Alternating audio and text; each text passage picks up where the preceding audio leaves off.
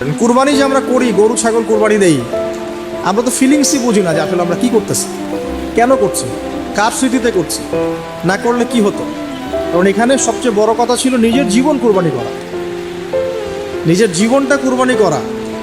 নিজের জীবন না আছে, আল্লাহ আমার কাছে একটা খাসি চেয়েছেন, একটা গরু চেয়েছেন, একটা বাহিমাতুল আনআম চেয়েছেন। এখানে তো আমার নিজের জীবনটাই দেওয়ার কথা ছিল। ওটা না নিয়ে আল্লাহ পাক বলেছেন যে বাহিমাতুল আনআম একটা দিলেই হবে। তোমার কাছে ওটার গোশতও চাই না, চামড়াও চাই না, কিছুই চাই না, তাকওয়াটুকু চাই। তাতেই এত কথা। দামই বা কত? 10-15 হাজার, বা একটা গরুর 50,000, 60,000, 1 লাখ টাকা। 1 লাখ টাকাকে আপনি সন্তানের মূল্য দিয়ে হিসাব করতে পারবেন?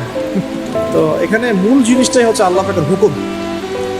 আল্লাহ পাকের হুকুমই সবচেয়ে বড় কথা। এখানে নেকিটা বড় কথা না, বড় কথাটা কি? আল্লাহর হুকুম। আল্লাহ পাকের হুকুমের পিছনে কি নেকি আছে এটা আমি সংখ্যা দিয়ে কাউন্ট করতে পারবো না। আল্লাহ পাক হুকুম দিয়েছেন মানে সেখানে ইনফিনিটিভ নেকি আছে।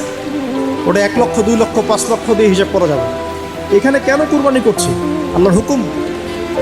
যুক্তি বিজ্ঞান দর্শন খোঁজার দরকার নেই তো।